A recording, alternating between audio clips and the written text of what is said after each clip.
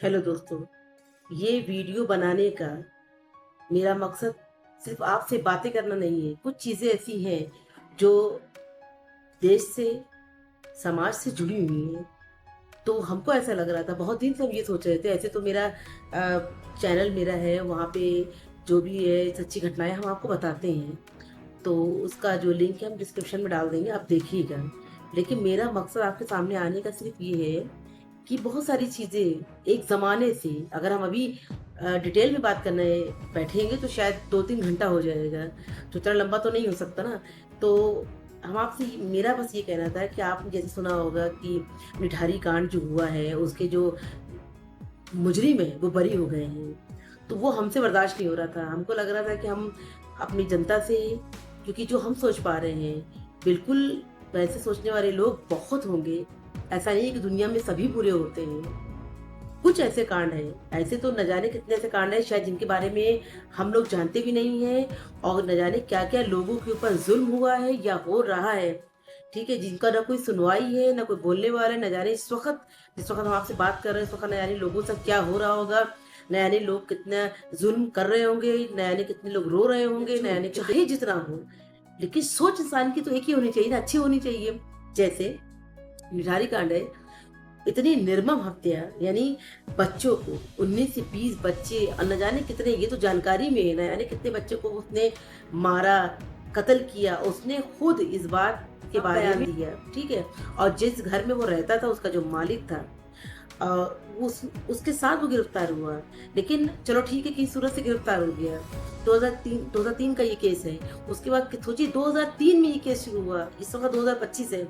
आज तक जब एक वो शैतान, बंदा तो नहीं कहेंगे उसको, वो शैतान ने जब कबूल कर लिया कि हमने मारा, उसके बाद फिर भी, क्योंकि ये इंडिया है, यहाँ पे जुर्म करने वाले से पूछा जाता है कि अच्छा आपने जुर्म किया है, तो अच्छा ये जुर्म किया तो आपने किस कंडीशन में जुर्म किया, ये सब पता लगाया जाता। अभी कोई और देश होता तो 2003 में जब ये कांड हुआ है, 2005 और 6 में पता चला है, तो उसी वक़्त इसको फांसी से दे के रफ़ा-दफ़ा हो जाते।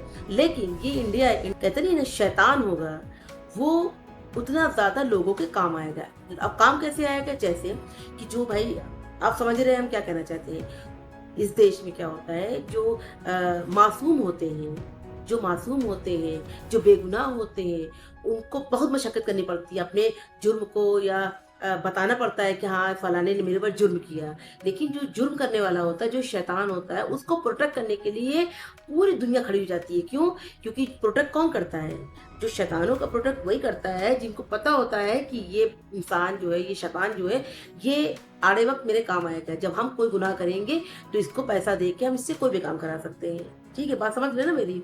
कि आप खुद सोचिए, जो ये जो सुरेंद्र कोहली है, इसको उस जुर्म से पहले, ये तो नौकर था ना, ये तो खुद गरीब था, गाँव से आया था, अपने बच्चों को छोड़ के आया था। यहाँ पे अब जिसके साथ रहता था, जिसका मालिक था, उसके साथ रहता था, उसके सारे गंदे कामों में इसकी मदद करता था। वो भी इसके ऊपर पूरा बंगला छोड़ छोड़ दिया था कि जो मन में आए तुम करो, ठीक है? ऐसा नहीं है कि मालिक, जैसे उस शैतान ने कहा था कि मुझे पता ही नहीं था कि ये क्या कर रहा है। ये तो बात तो क्या ही कहें। उसको सब, दोनों को एक-दूसरे के चिट्ठी बारे पता था। कोहली इसलिए बिंदास होके सारा गंदा काम करता था क्योंकि उसको पता था कि उसका मालिक उसे कुछ नहीं कहेगा। नहीं तो दुनिया में कोई ऐसा मालिक है कि वो उसकी मर्ज़ी के बगैर, उसका नौकर एक कुत्ता भी घर में बच्चों के साथ हुआ है। आज भी उनके दिल पे क्या बीतती होगी जिसकी बेटियाँ गायब हुई, जिनके छोटे-छोटे मासूम-मासूम बच्चे 5 साल के, 6 साल के, साथ ऐसा नहीं हो रहा है, इसलिए आप सिर्फ़ सुन रहे हैं।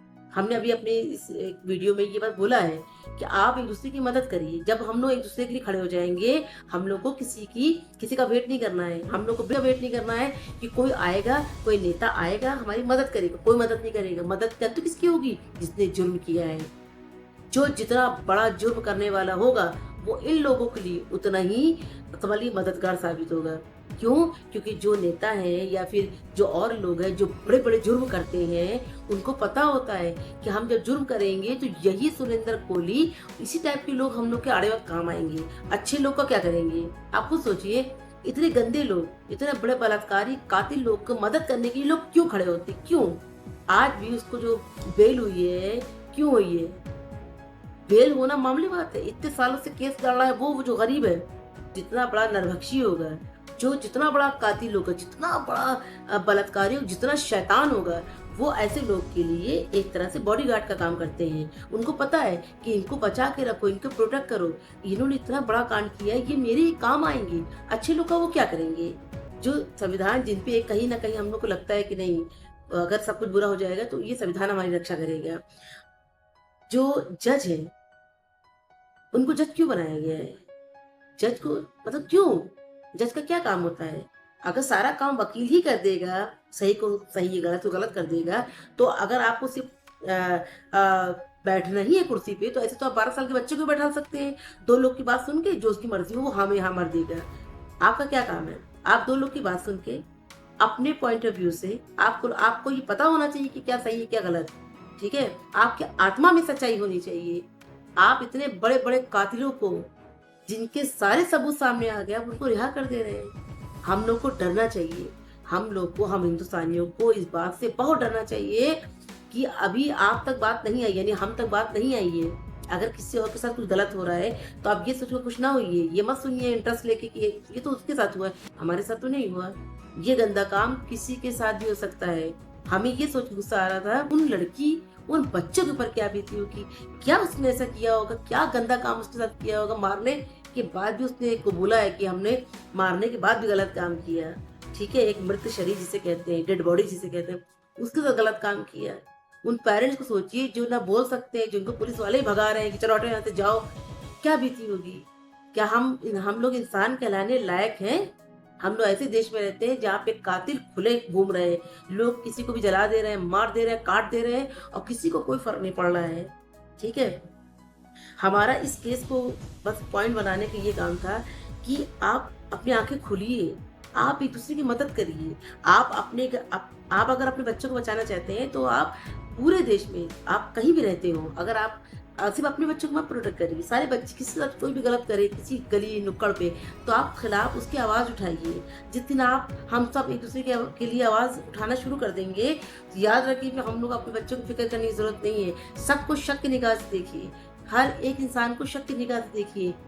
जिस दिन आप सबको शक की निगाह से देखेंगे, उसी दिन आप अपने बच्चे आपके हवाले बच पाएंगे, क्योंकि किसी के माथे पे नहीं लिखा है कि कौन कातिल है, बलात्कारी है। जैसे अब ये समझ लीजिए, अभी जो पहलगाम में हुआ है, अब ये सोचिए कश्मीर जैसी जगह, सेंसिटिव जगह, जहाँ पे सबको पता है क्या क्या होता है, उसके बाद भी लोग वहाँ घूमने जा रहे हैं। कहीं ना कहीं लोगों को पता है कि यहाँ पे सिक्योरिटी है, वहाँ पे लोग गए। उस जिनके साथ हुआ उनके जगह पे हम लोग भी हो सकते थे ना। लगातार तो लोग घूमने जा रहे हैं, वहाँ लोग गए, खुश हैं, लोग मगन है, आराम से रिलैक्स है। ये किसकी जिम्मेदारी थी? पहलगाम में, मतलब सोच से परे है बात। आपको सोचिए कि ज्यादा नहीं, 2-3 लोग आते हैं, आराम से बंदूक चलाते हैं, रिलैक्स होते हैं, खूब बंदूकें चलाते हैं, खूब हवाई फायरिंग करते हैं। फिर उन बेचारे जो क्या ही कहे, जिनके बीती, उनका तो हम लोग एहसास भी नहीं कर सकते। उनको, उनके घर के लोग जो घूमने गए, क्या क्या सोच के गए थे, उनको मार दिया गया। और उन लोगों से कहा गया है कि तुम इनको आराम से मारना, तुम लोग को बिल्कुल पूछा नहीं जाएगा, तुम लोग मारना, रिलैक्स होके जाना। आप खुद सोचिए, एक बंदूक चली कश्मीर जैसी जगह पे, एक इंसान वहां पे रोकने नहीं आया, कोई भी बचाने नहीं आया। बेवकूफ मत बनिए कि हम लोग अपने घरों में बैठे हैं और हम लोग बिल्कुल सेफ है, हम लोग तो किसी से लेना देना भी नहीं ना, हम लोग तो कुछ करते भी नहीं है, तो हम लोग तो बच जाएंगे, ऐसा बिल्कुल नहीं ना। कोई भी इंसान, कोई भी, मतलब हम हो चाहे आप हो, कोई भी इंसान सेफ नहीं है। हम लोग को कभी मारा जा सकता है, इसका क्या मतलब है? अगर आपसे किसी को थोड़ा सा भी नुकसान होगा, या देश के लिए या जैसे भी होगा, अगर किसी को अपने फायदे के लिए आपको मरवाना है, तो उसको आपको मरवाने में 1 मिनट लगेगा और कोई बचाने नहीं आएगा। और बचाने कौन आएगा? जब हम सारी जनता, हिंदू, मुसलमान, सिख, ईसाई, धर्म से रिलेटेड ये सारी चीजें हम लोग साइड में रख देंगे, इंसान समझने लगेंगे एक दूसरे को, उस दिन ये लोग हम लोग से खौफ खाएंगे, डरेंगे हम लोग से। एक दूसरे की मदद करिए, सब कुछ छोड़ दिए। बहुत बुरा वक्त लगा है, किसी के साथ कुछ भी हो सकता है, किसी के साथ कुछ भी हो सकता है। प्लीज दोस्तों, मेरी हाथ जोड़ के ये रिक्वेस्ट है कि एक दूसरे की मदद करिए, बहकावे में मत आइए बहकावे में। बस मेरा यही मकसद था वीडियो बनाने का।